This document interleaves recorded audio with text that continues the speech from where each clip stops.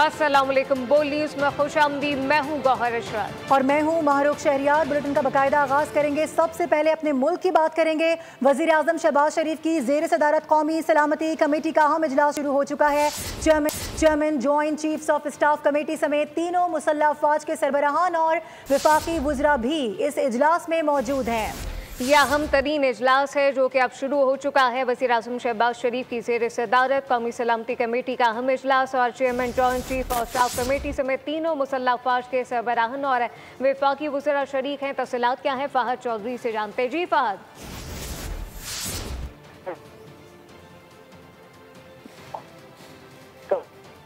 फ़हद चौधरी से भी रब्ता दोबारा बहाल करने की कोशिश करेंगे। अपने नाज़रीन को बता दें कि वज़ीर आज़म शहबाज शरीफ की ज़ेर सदारत कौमी सलामती कमेटी का अहम इजलास शुरू हो चुका है।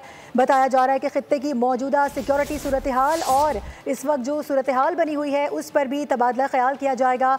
इसके साथ साथ फील्ड मार्शल आसिम मुनीर यहाँ पर मौजूद अरकान को एतमाद मिलेंगे, दौरा अमरीका से मुतालिक आगाह करेंगे। साथ ही साथ आपको बताएं कि chairman joint chiefs of staff committee समेत तीनों मुसल्लह अफवाज के सरबराहान और वफाकी वुज़रा भी इस इजलास में मौजूद हैं। और क्या क्या एजेंडे इस हवाले से जानने की कोशिश करेंगे, लेकिन फिल वक्त आपको बता रहे हैं कि वज़ीर आज़म शहबाज शरीफ की ज़ेर सदारत कौमी सलामती कमेटी का अहम इजलास शुरू हो गया है। बिल्कुल, ये अहम इजलास अब शुरू हो चुका है और अगर इजलास के एजेंडे की बात करें तो किन अहम उमूर पर गौर किया जाएगा, फ़हद चौधरी से जान लेते। फ़हद बताइएगा। जी देखिए, ईरान इसराइल अमरीका तनाज़े के पेश नज़र कौमी सलामती कमेटी का अहम इजलास इस वक्त वज़ीर आज़म हाउस में जारी है। इस इजलास में वफाकी वज़रा, army chief, field marshal Asim Munir शरीक हैं, जबकि chairman joint chiefs of staff committee air और नेवल चीफ्स भी शरीक हैं। इस इजलास में ईरान इसराइल अमरीका जंग के खित्ते पर मुमकिन जो असरात हैं उनका जायजा लिया जा रहा है, जबकि खित्ते की मौजूदा सूरत हाल और कौमी सलामती के दीगर उमूर भी ज़ेर गौर लाए जा रहे हैं। इस इजलास में वज़ीर ख़ारजा इसहाक डार OIC इजलास की तफसीलात से आगाह करेंगे, जबकि army chief field marshal Asim Munir अपने दौरा अमरीका और सदर ट्रंप के साथ जो मुलाकात थी उसके हवाले से भी तफसीलात से आगाह करेंगे। खित्ते की जो सूरत हाल है, खित्ते की जो सलामती की सूरत हाल है, उसके हवाले से कई अहम फैसले भी इस इजलास में मुतवक्किल हैं। जी फ़हद चौधरी, बहुत शुक्रिया।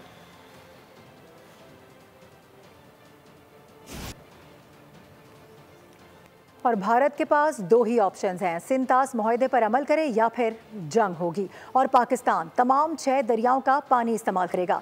बिलावल भुट्टो जरदारी का कौमी असम्बली इजलास में खिताब, कहा कि पाकिस्तान ने भारत को हर महाज पर हरा दिया है, जंग में इनके 6 तैयारे गिराए। सिफारती महाज पर पाकिस्तान ने कामयाबियां समेटी हैं। बिलावल भुट्टो ने ईरान पर हमले की भी मजम्मत कर दी। अब भारत के दो ही ऑप्शंस हैं, दो ही ऑप्शंस, या वो सिंतास मुआहिदा मान ले, अगर वो नहीं मानते सिंतास मुआहिदा को, पाकिस्तान जंग करेगी और हम 6 के 6 दरिया के पानी अपने अवाम को दिलवाएंगे। जानते हैं कि हमारा एयरफोर्स, हमारे अफवाज जैसे अभी इनको इबरतनाक शिकस्त दिलवाए, अगले आने वाले जंग में भी उस पोजीशन में है कि हम इनको इबरतनाक शिकस्त दिलवाएं। हमारे खित्ते में भी एक नेतन्याहू का सस्ती कॉपी है और मैं फख्र से कह सकता हूं कि हमने इस सस्ती कॉपी को जंग के मैदान में हरवा दिया, सफारतकारी के मैदान में हरवा दिया और बयानिया के मैदान में हरवा दिया। इजराइल ने और इनके रेजीम ने इस झूठ की बुनियाद पे ईरान पे हमला किया है। हमें इस हमला का मजम्मत करते हैं। अमेरिका के बाद इसराइल ने भी ईरान के फर्दू जौहरी प्लांट पर हमला कर दिया। गुज़िश्ता रोज़ अमेरिका ने दावा किया था कि फर्दू एटमी प्लांट को मुकम्मल तौर पर तबाह कर दिया गया है। ईरानी मीडिया के मुताबिक अमेरिका के बाद इसराइल ने भी फर्दू जौहरी प्लांट पर हमला कर दिया, जिसके बाद जौहरी प्लांट में धमाकों की आवाज़ें सुनाई दी गई। ईरानी मीडिया के मुताबिक इसराइल ने एक बार फिर तेहरान में सरकारी नशरियाती इदारे के हेडक्वार्टर पर हमला किया है, जबकि सहूनी तैयारों ने तेहरान की शाहिद बहश्ती यूनिवर्सिटी को भी निशाना बनाया। कराच शहर पर भी बमबारी की गई है। ईरानी मीडिया का बताना है कि ईरान ने इसराइल में फौजी अहदाफ पर हमले किए। जवाबी कार्रवाई फिर शुरू कर दी गई है। ईरान ने एक बार फिर इसराइली इलाकों पर मिसाइल दाग दिए हैं। बताया जा रहा है, इसराइली मीडिया रिपोर्ट कर रहा है कि यरूशलेम में कई मकामात पर धमाकों की आवाज़ें सुनी गई हैं। अवाम को बंकर्स में जाने की हिदायत भी जारी कर दी गई हैं। इसराइली मीडिया के मुताबिक ईरान ने एक बार फिर इसराइली इलाकों पर मिसाइल दागे हैं। मकबूजा बैतुल मक़दस, तल अबीब और दीगर शहरों को निशाना बनाया गया है। मीडिया रिपोर्ट्स वाज़े कर रही हैं कि इसराइली मिसाइल हमले के बाद यरूशलेम में कई मकामात पर धमाकों की आवाज़ें भी सुनी गई हैं। तल अबीब और दीगर मकामात पर भी सायरन बज उठे हैं। ईरानी मीडिया के मुताबिक ईरान ने ताज़ा हमलों में इसराइल पर फतह 1, कदर, इमाद और खैबर शिकन मिसाइलों से हमला किया। अशदोद पर गिरने वाले ईरानी मिसाइल की नई वीडियो भी जारी कर दी गई है। ईरान के पासदारान इनकलाब ने अमेरिका को जवाबी बार से खबरदार कर दिया है। तर्जुमान पासदारान इनकलाब इब्राहिम जुल्फ़िकारी ने कहा कि ये जंग शुरू आपने की है, लेकिन इसे ख़त्म अब हम करेंगे। उनका कहना था कि अमेरिका बराह रास्त जंग में शामिल हो गया है और इसने ईरान की मुक़द्दस सरज़मीन की खिलाफ वर्जी की है। एक और अहम खबर यह है कि ईरानी वज़ीर ख़ारजा अब्बास अराग़ची की जानिब से रूस में सदर पुतिन से मुलाकात की गई है। रूसी सदर ने कहा है कि मुलाकात मौजूदा सूरत हाल के लिए निकलने से एक मौका फराहम करेगी। साथ ही साथ ईरान के खिलाफ जारी हद बेबुनियाद है, ये भी कहा गया है। आपको बता रहे हैं कि ईरानी वज़ीर ख़ारजा की जानिब से अब्बास अराग़ची जो हैं, उनकी जानिब से रूस में सदर पुतिन से मुलाकात की गई है। मेक अमेरिका ग्रेट अगेन का नारा लगाने वाले डोनाल्ड ट्रंप अब मेक ईरान ग्रेट का नारा लगाने लगे हैं। ताहम इरादे नेक नहीं है। अमेरिकी सदर ईरान में तब्दीली हुकूमत का मुतालबा कर रहे हैं। डोनाल्ड ट्रंप ने ये नारा सदर बनने से कबल लगाया, ताहम सदारत संभालने के बाद अहदाफ बदलने लगे। ईरान पर जहरियत के बाद अमेरिकी सदर मेक ईरान ग्रेट अगेन का शोशा छोड़ गए। इस ख्याल का इजहार उन्होंने अपने सोशल मीडिया प्लेटफॉर्म पर किया, जिसमें ट्रंप ईरान में निज़ाम हुकूमत की तब्दीली का इंदिया दे रहे हैं। ट्रुथ सोशल पर सवाल किया कि रिजीम चेंज की इस्तेलाह का इस्तेमाल वैसे सियासी तौर पर दुरुस्त नहीं, लेकिन अगर मौजूदा ईरानी हुकूमत ईरान को अजीम नहीं बना सकती तो रिजीम चेंज क्यों नहीं होना चाहिए। इसके अलावा अमेरिकी सदर ट्रंप ने कहा कि हमने एक शानदार इस मौके पर खित्ते में मौजूद सूरत हाल पर गुफ्तगू भी की गई है। अहम मुलाकात कौमी सलामती कमेटी इजलास से कबल वज़ीर आज़म हाउस में हुई। 51वीं OIC वज़ीर ख़ारजा इजलास का एलामिया जारी कर दिया गया है। OIC का इत्तेहाद, यकजहती और इस्लामी उम्मा की वहदत पर जोर। 1967 की सरहदों पर मबनी आज़ाद फ़लस्तीनी रियासत के क़याम का मुतालबा किया गया। अक़वाम मुत्तहिदा के तहत फ़लस्तीन कॉन्फ्रेंस जल्द बुलाने का भी मुतालबा किया गया है। OIC ने ग़ज़ा में जारी नस्ल कुशी की भी शदीद मुसम्मत की। कहा कि मग़रिबी किनारे और मशरिक़ुल कुद्स में कत्ल व गारत काबिल मुसम्मत हैं। सलामती कौंसिल की करारदाद पर फौरी तौर पर अमल दरामद किया जाए। OIC ने फ़लस्तीनियों को इनकी सरजमीन की जबरी बेदखली को मुस्तरद कर दिया। और कितनी बार बता चुके हैं कि हम एटम बॉम्ब नहीं बना रहे थे। इससे पहले भी वाजे कर चुके हैं। सुप्रीम लीडर ये भी कह चुके हैं कि ये हराम है। ईरानी सहाफ़ी शाहरुख शाही की बोल के प्रोग्राम दुनिया बोल है में गुफ्तगू सामने आई। कहा कि हम हमेशा मुज़ाकरात चाहते थे, लेकिन हमें इस नहज पर पहुँचा दिया गया कि अब हम आबनाए हरमुज़ बंद करने जा रहे हैं। Iran is not after nuclear bombs. Iran's leader Ayatollah Sayyid Ali Khamenei has reiterated that building a nuclear weapon is banned, haram. Israel and the United States have completely failed to weaken Iran's military capabilities. So, as Iran has said, it's capable of closing the Strait of Hormuz. If Iran closes the Strait of Hormuz, it will affect all countries around the world, not only the Middle East. कौमी assembly इजलास में अरकान ने आसमान sir पर उठा लिया। वो हंगामा राई की गई कि हाथापाई की नौबत आ गई। पीटीआई अरकान ने बिलावल भुट्टो का तकरीर करना बहाल किया तो पीपल्स पार्टी ने उमर अयूब की बारी में हिसाब चुकता कर दिया। फाइनेंस के साथ करें, बात कर रहे थे, इनको तकलीफ हो रही है। अगर ये बात करते किसी और बात में तो अच्छा चलें जरा। नारों की गूंज, अरकान की नारेबाजी कौमी असम्बली इजलास को हंगामा खेज बना गई। बिलावल भारत मुखालिफ बात कर रहे थे कि अपोजिशन अरकान बोलने लगे। तो this is very unfortunate and very unethical. जी बिलावल साहब। एनीवे जनाब speaker, I am happy to ignore them. आप भी इग्नोर करें, अवाम भी उनको इग्नोर ही कर रहे हैं। स्पीकर असम्बली ने खबरदार किया कि उन्हें एक्शन लेने पर मजबूर ना किया जाए। ये don't force me to take action, please don't do that. नहीं जी, बात कीजिए। फिर उमर अयूब की बारी आई तो PTI अरकान ने आवाजें लगाई। आप दिल बड़ा कीजिए।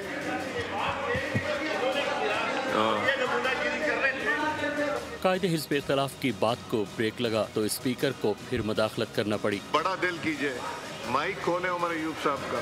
इसी दौरान इकबाल आफरीदी और हनीफ अब्बासी में हाथापाई की नौबत भी पेश आई और फिर हंगामा आराई बेकाबू हो गई। अपोजिशन अरकान ने वजीर खजाना मोहम्मद औरंगजेब का इजहार ख्याल करना दुश्वार बना दिया। और इसी दौरान अपोजिशन अरकान ने हुकूमत पर कड़ी तनकीद भी की। उमर अयूब ने कहा कि चीनी की कीमत 200 रुपये फ़ी किलो तक जा पहुंची है। सिर्फ चंद दिनों में 50 रुपये का इजाफा हो गया है। हुकूमत पहले चीनी एक्सपोर्ट करती है, फिर खुद इम्पोर्ट करके अवाम पर बोझ डालती है। मुर्दा बजट से महंगाई की नई लहर आएगी, कई मिनी बजट लाए जाएंगे। रहनुमा तहरीक इंसाफ असद कैसर ने बिलावल भुट्टो पर कौमी असम्बली में गलत बयानी का इल्ज़ाम भी आयद कर दिया।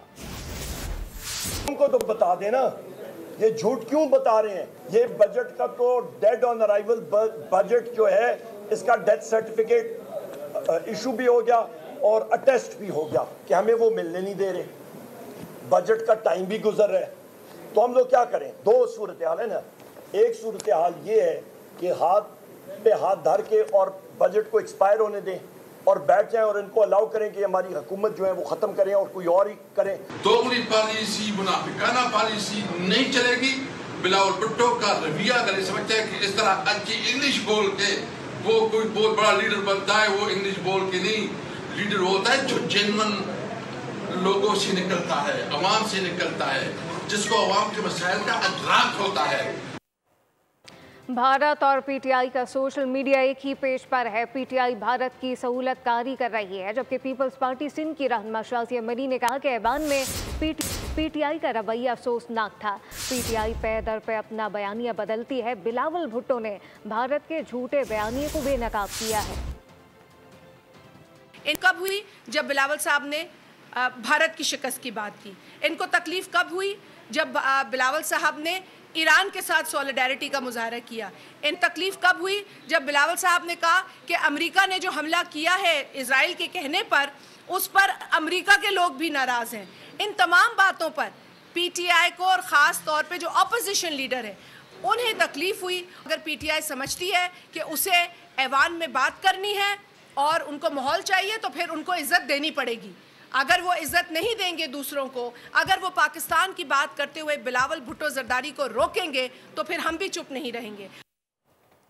और अभी खबर यह है कि वज़ीर ख़जाना ने बजट की तैयारी में ताउन पर तमाम इदारों का शुक्रिया अदा कर दिया है। कौमी असम्बली में इजहार ख्याल करते हुए कहा कि हुकूमती अखराजात को कंट्रोल किया गया है। हुकूमत बेनज़ीर हुनरमंद प्रोग्राम को ज़रूरी ताउन भी फराहम करेगी। मोहम्मद औरंगजेब कहते हैं कि सोलर पैनल्स की कीमत में मामूली सा इजाफा होगा। ऐलान किया कि सालाना 12 लाख आमदन पर टैक्स की शरह 1% से भी कम कर दी गई। शामिल तमाम सियासी जमातों के कायदीन इंतहाई शुक्रगुजार हूँ।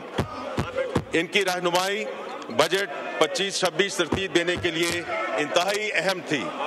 हमने हुकूमती अखराजात को काबू में रखा है, कई दूररस नताइज के हामिल इक़दामात उठाए हैं जिनसे मुल्क में जामे और पायदार तरक्की की राह हमवार होगी। हुकूमत बेनज़ीर हुनरमंद प्रोग्राम को मतलूबा वसाइल फराहम करेगी। सोलर आलात में 18% सेल्स टैक्स आयद किया गया था, जिसको अब कम करके 10% कर दिया गया है। तनख्वाहदार तबके पर टैक्सों के बोझ को कम किया है। 6 लाख से 12 लाख रुपए पर टैक्स की शरह मजीद कम करके सिर्फ 1% करने का फैसला किया है। आपको बताएं कि वज़ीर आला सिंध कहते हैं कि एहतजाज अपोजिशन का हक है, लेकिन इसके भी कुछ कवायद होते हैं। सूबाई असम्बली में रूल्स बताते हैं कि एहतजाज की हुदूद हैं क्या। बदकिस्मती से एहतजाज में इन कवानीन की पासदारी नहीं की गई। सिंध असम्बली में हमारे पास अक्सरियत थी, चाहते तो मनमानी करते, मगर ऐसा ना किया। हमने 1947 में भी लोगों को वेलकम किया और आज भी करते हैं। 2025-26 13 जून को इस ऐवान में पेश की। बहुत प्रोटेस्ट हुआ। जी प्रोटेस्ट सियासी क्या कहते हैं, जमहूरी हक है। ये हक आपको यह आइन देता है। रूल्स जो हैं ये बताते हैं कि क्या रिस्ट्रिक्शंस है प्रोटेस्ट की। कोई प्रोटेस्ट नहीं करना है, चुप करके बैठना है, आप कर सकते हैं, but you have to follow these laws. ये सिंध असेंबली जिसको आप कहते हैं, ये सिंध हुकूमत, ये हमारे पास एब्सोल्यूट मेजॉरिटी है, हम बुलडोज कर सकते हैं। हम तो रोजाना हजारों लोगों को, लाखों लोगों को इस सूबा सिंध में वेलकम करते हैं। हमने 1947 में भी किया था और हम आज तक कर रहे हैं, इसलिए कि आईन में इजाजत है। थरपारकर पूरे पाकिस्तान को बिजली फराहम कर रहा है। थरपारकर अब डेजर्ट नहीं रहा, पूरी दुनिया की नजरें थरपारकर और इसके कोयले पर हैं। वज़ीर इत्तलात सिंध शर्जील इनाम में मनता सिंध असम्बली में इज़हार ख्याल कहा कि सिंध हुकूमत ने नौजवानों के लिए जॉब पोर्टल बनाया जिससे 17,000 से ज़्यादा दरख्वास्तें मौसूल हुई हैं। पाकिस्तान की पहली EV बसेस सिंध में लाई गई, जबकि दीगर सूबे EV बसेस का क्रेडिट ले रहे हैं। पिंक बस सर्विस भी पाकिस्तान और खित्ते की पहली सर्विस है। पीपल्स बस सर्विस के लिए बसों की तादाद बढ़ा दी। अब वो थरपारकर नहीं है, वो सिर्फ डेजर्ट नहीं है। थरपारकर एक वो जगह है जो कि इस वक्त पूरे पाकिस्तान को बिजली फराहम कर रहा है। उस थरपारकर को ऐसा बना दिया कि पूरी दुनिया की नजरें इस वक्त जो है वो थरपारकर पे और थरपारकर के कोयले पे। एक ऐप इंफॉर्मेशन डिपार्टमेंट ने बनाई है, आई वर्क फॉर सिंध। वो पोर्टल आपको अप्रोच करेगा कि जी आपके लिए जॉब अवेलेबल है। 12,310 जॉब्स जो है उसकी पोस्टिंग हम वहां पे कर चुके हैं उस ऐप में। पाकिस्तान की पहली EV buses Pakistan Peoples Party की हुकूमत सिंध ने शुरू की थी, आप अब जागे हो। पीपुल्स बस सर्विस में हमने पिंक बस सर्विस शुरू की। पिंक बस सर्विस पाकिस्तान की सिर्फ पहली बस सर्विस नहीं है, पिंक बस सर्विस इस खित्ते की पहली पिंक बस सर्विस है। और कितना जलील होना है, नाम नरिंदर काम सरेंडर। भारत के इंतहा पसंद वजीर आजम की कार्टून वीडियो कांग्रेस ने सोशल मीडिया पर पोस्ट कर दी है। बस पाक भारत जंग के तनाजुर में वीडियो गाना ट्विटर पर वायरल हो रहा है। सऊदी शुरा काउंसिल में कायम सऊदी पाक फ्रेंडशिप ग्रुप के 3 रुकनी वफ़द की पाकिस्तान आमद हुई। स्पीकर कौमी असम्बली ने सऊदी वफ़द का पुरतबाक इस्तकबाल किया। नेक ख्वाहिशात का इजहार किया गया। मुलाकात में 2 तरफ़ा ताल्लुकात, पार्लिमानी ताउन और 2 तरफ़ा रवाबित पर तफसीली गुफ्तगू हुई। सऊदी शुरा काउंसिल में कायम सऊदी पाक फ्रेंडशिप ग्रुप के 3 रुकनी वफ़द की पाकिस्तान आमद। सऊदी वफ़द का पुरतपाक इस्तकबाल किया गया। वफ़द ने कौमी असम्बली इजलास भी देखा। सऊदी शुरा का वफ़द स्पीकर कौमी असम्बली अयाज सादिक की खुसूसी दावत पर पाकिस्तान का दौरा कर रहा है। सऊदी वफ़द की क़यादत सऊदी पाकिस्तान फ्रेंडशिप ग्रुप के सरबरा major general retired doctor Abdurrahman bin Sanhatul Harbi कर रहे हैं। स्पीकर से मुलाकात में हुज्जाज के लिए खुसूसी इंतजामात पर सऊदी क़यादत को खिराज तहसीन पेश किया गया। स्पीकर ने कहा कि दोनों बरादर ममालिक मजहब, उखुवत, भाईचारे और तारीख के लाजवाल रिश्तों में बंधे हुए हैं। जंगी हालात पर तशवीश का इजहार भी किया गया। और अभी थोड़ी सी अच्छी खबर है, कराची के लिए बिजली की कीमत में कमी का इम्कान जाहिर किया जा रहा है कि इलेक्ट्रिक ने बिजली की कीमत में 4 रुपये 69 पैसे फ़ी यूनिट कमी की दरख्वास्त कर दी है। आपको बता दें कि अथॉरिटी के इलेक्ट्रिक की दरख्वास्त पर आज समाअत करेगी। दरख्वास्त अप्रैल के माहाना फ्यूल प्राइस एडजस्टमेंट की मद में दायर की गई है। मंजूरी की सूरत में कि इलेक्ट्रिक सार्फिन को 7 अरब 17 करोड़ रुपए का रिलीफ मिलेगा। अब ये जानिए, कराची में फिर ज़लज़ला। कायदाबाद और अतराफ में रात गए ज़मीन कांपी तो शहरी खौफज़दा हो गए। ज़लज़ला पैमा मरकज़ के मुताबिक 3:14 पर आए ज़लज़ले की रेक्टर स्केल पर शिद्दत 3 रिकॉर्ड की गई। ज़लज़ले की गहराई 8 किलोमीटर थी, जबकि इसका मरकज़ मलीर का इलाका था। ज़लज़ले के बाइस जानी या माली नुकसान रिपोर्ट नहीं हुआ। नाज़रीन, सतह समंदर से 12,000 फुट बुलंदी पर वाक़े दुनिया के बुलंद तरीन पोलो ग्राउंड शिंदूर में शानदार और जानदार 3 रोज़ा पोलो फेस्टिवल अपने तमाम तरानाइयों के साथ इख्तिताम पजीर हो गया है। रिपोर्ट कर रही हैं रक्षिंदा सफ्दर। फलक बोस पहाड़ों के दरमियान 12,000 फीट की बुलंदी पर दुनिया का बुलंद तरीन पोलो फेस्टिवल इख्तिताम पजीर हो गया। 3 रोज़े शंदूर फेस्टिवल के इख्तिताम पर चित्राल ने गिलगित बल्दिस्तान को 7 के मुकाबले में 9 गोल से शिकस्त देकर मैदान मार लिया। शंदूर पोलो फेस्टिवल का इनकाद खैबर पख्तूनख्वा हुकूमत, गिलगित बल्दिस्तान हुकूमत और frontier core Khyber Pakhtunkhwa north के ताबन से किया गया। सैकड़ों मुल्की और गैर मुल्की सयाहों ने भी शंदूर मेले में पोलो मैचेस के अलावा पैराग्लाइडर्स और पैरा ट्रूपर्स ने अपने फन का मुजाहिरा किया। फेस्टिवल में रिवायती कैलाशी रक्स भी पेश किया गया, जिससे हाजिरीन इंतहाई महजूज। ड्रैगन दोस्ती की एक और दास्तान सिल्वर स्क्रीन पर छा गई है। वीकेंड पर बॉक्स ऑफिस पर How to Train Your Dragon का राज रहा। दिलचस्प कहानी देखने वालों पर छा गई। न्यूज़ बुलेटिन से फिलवक्त इतना ही। विजिट कीजिए bolnews.com और देखते रहिए बोल।